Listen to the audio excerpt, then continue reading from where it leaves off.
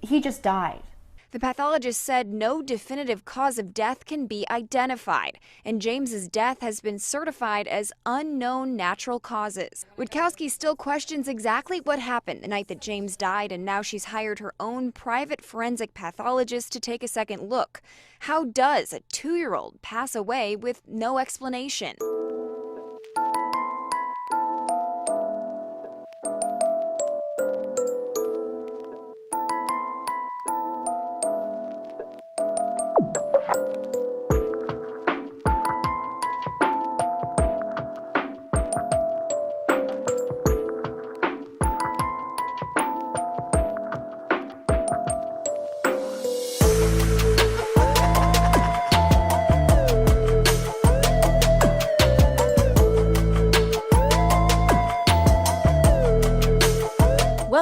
Welcome back. I'm Cassie, and this is A Wicked World. The story I have for you today is one that was suggested by a few of you, and it's definitely one that needs more attention brought to it, because this little boy, who died nearly 5 years ago, has still not gotten any justice. This is the story of James Biel.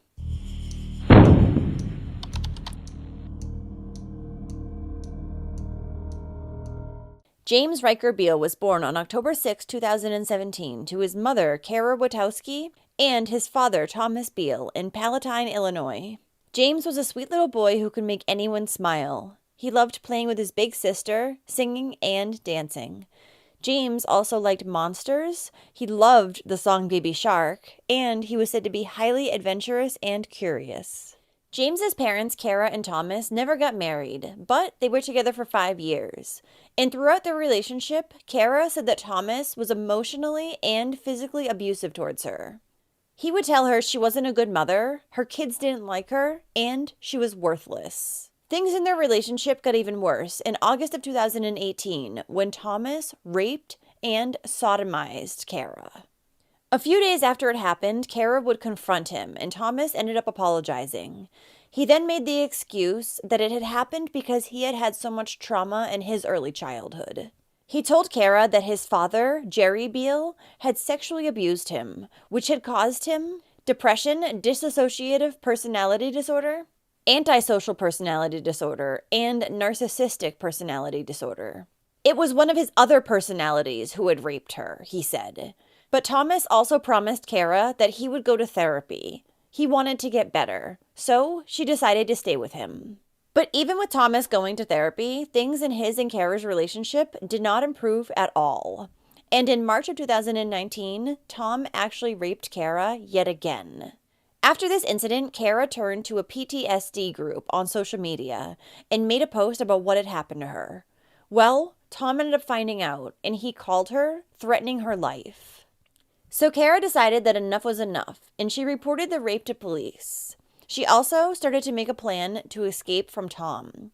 She was going to take her 2 children and go stay with a friend until she got back on her feet.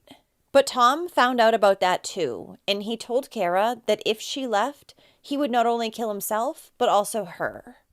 Kara knew that she was not going to stay with this horrible man any longer, however. Once Tom realized that Kara was not bluffing, she was not coming back to him, he decided to tell her the truth. The truth was that he had never gone to therapy as he said he had. He also confessed that he had never had dissociative identity disorder or multiple personalities. Also, at one point prior to this, Thomas had said that this alternate personality had made him almost beat a child to death. And the judge who would later preside over their custody case, Judge Dalton, knew about this. So just keep that in mind. Kara asked Tom if the kids were safe with him, to which he told her that he was probably a greater danger to them than he was to her, because he loved her more. So Thomas was arrested after Kara reported the rape to police. However, he was never charged, and he ended up being released the very next day. Police said that there was not enough evidence, even though Kara had text messages in which Thomas admitted to what he had done to her. Additionally, Kara was never notified when Thomas was released from jail the day after he was arrested, and he showed up at her house. When he got there, Tom would get up in Kara's face, but luckily, Kara had a friend there, so he wouldn't end up hurting her or the children.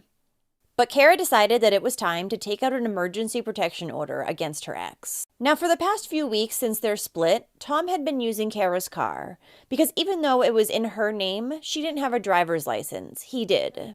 And when he returned the vehicle back to Kara, she was cleaning it out and found a hard drive that she knew belonged to Tom. And on it, she found thousands of CP images. Tom would later admit that this was his hard drive, and he asked Kara to destroy it for him, which she clearly was not going to do. Instead, Kara notified police as well as Child Protective Services to make them aware of the situation. Around the same time, Kara and Tom's daughter told Kara that her grandfather, whom she and her father lived with, Jerry Biel, had touched her in her private areas, which were also very red and irritated.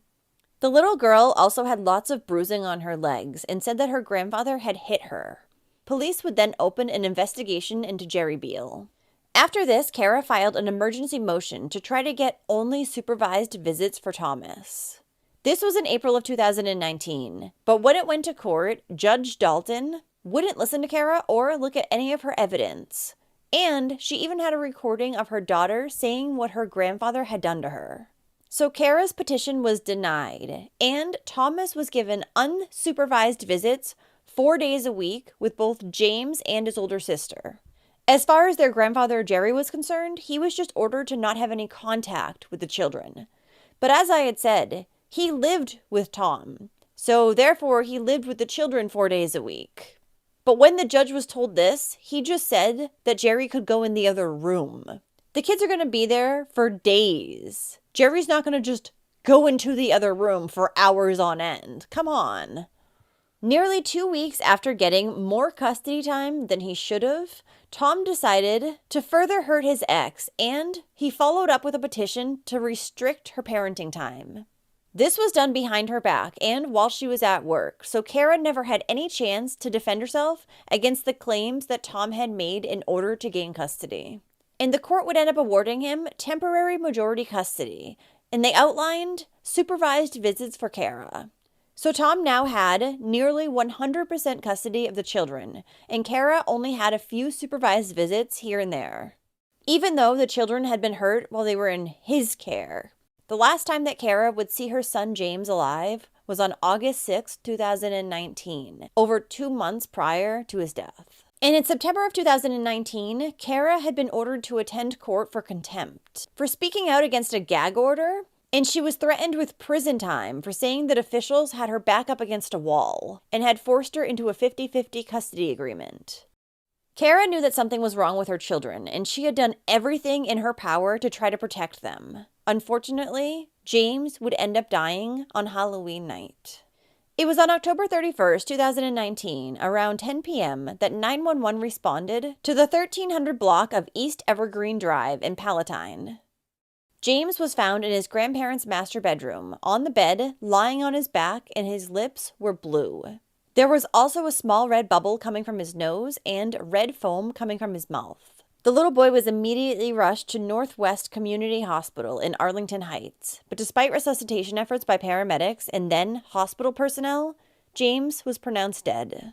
According to James's grandparents, who definitely should not have been watching him given Jerry's history of sexually abusing his father, said that the toddler had been on the bed playing with an electronic device after his father Thomas had left for work. His grandmother had then gone to shower, but when she returned back, she thought that James was just sleeping on the bed. She then noticed that his lips were blue, and she called emergency services. And James's father Thomas said that he had left for work around 9:35 p.m., leaving his son in his mother's care. Thomas told police that prior to him leaving that evening, that his son seemed healthy and responsive. He also added that before he left, James felt rather warm, and he was going to take him to the pediatrician in the morning. An autopsy on James's body would end up taking more than 3 months to be completed, and when it came back, it would show that James's cause of death was due to undetermined natural causes. And it had been less than 24 hours after James had died that police ruled out foul play and closed their investigation. The medical examiner was trying to say that James's death was caused by sudden, unexplained death in childhood, which only happens to 1 in every 100,000 children. But the thing is, James's medical records showed that he had been treated multiple times in the past several months for a prolapsed rectum. His autopsy said that it found this did not contribute at all to his death. James's mother, Kara, said that her son had actually been hospitalized 9 times in total for his prolapsed rectum. And when she had sought answers from her ex, Thomas, he just told her that James had been constipated. However, Thomas told doctors that James had no history of constipation. James's mother, Kara, had also been told that during 4 of these appointments, rape kits had been done, but she never saw any results of these. Also, Kara did not know until after her son's death, because no one had informed her, that according to James's medical records, he'd been at high risk of morbidity since August of 2019. This was due to the fact that he had undergone rectal repair surgery, but his rectum would still not go back in. So given this, and the fact that there had been a red bubble coming out of James's nose, as well as red foam coming from his mouth, his mother, Kara, knew that his death was no accident. And she decided to have a second autopsy performed.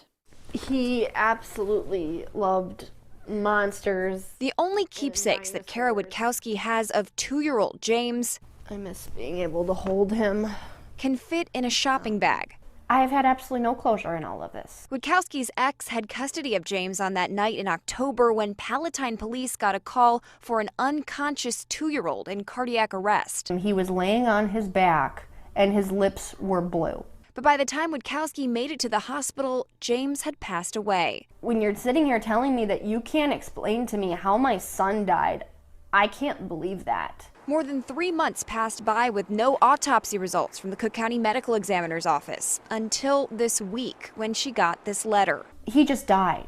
The pathologist said no definitive cause of death can be identified, and James's death has been certified as unknown natural causes. Witkowski still questions exactly what happened the night that James died, and now she's hired her own private forensic pathologist to take a second look.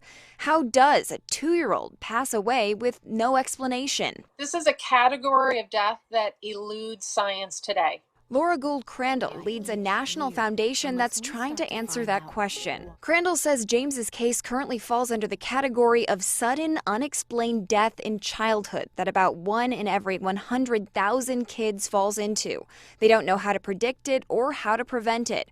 Records obtained by the CBS 2 investigators show that since 2014, the Cook County Medical Examiner could find no explanation for the cause and manner of the deaths of 26 children between the ages of 1 and 4.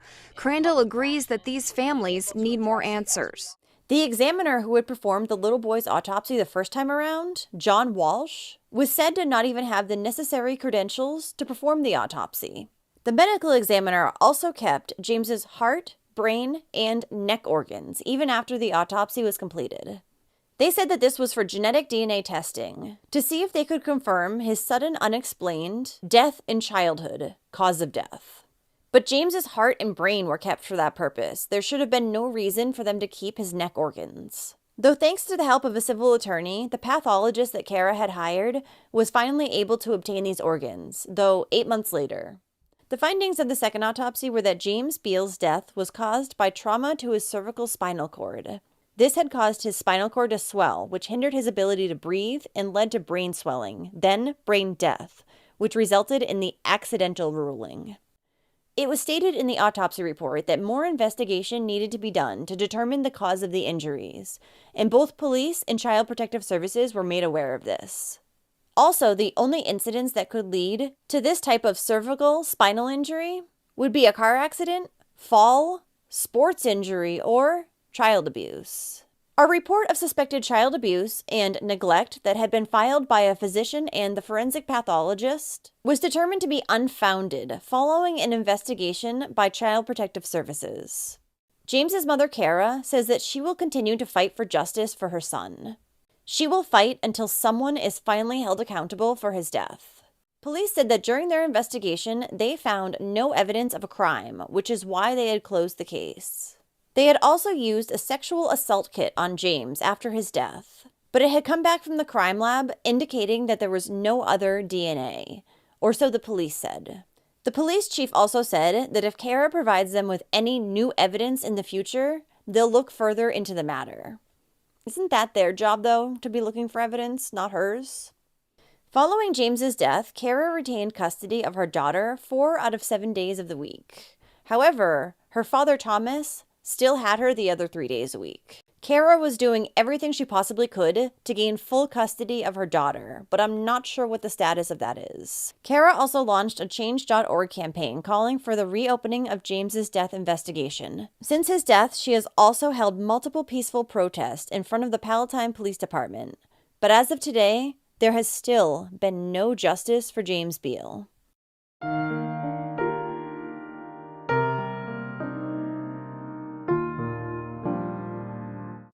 Well, thank you for listening to James's story today. This is absolutely appalling that so many people can ignore the fact that James's death was clearly not accidental or sudden unexplained child death syndrome.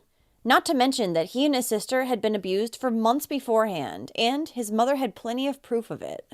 So why is James's father Thomas being protected by the court and authorities? What do you think?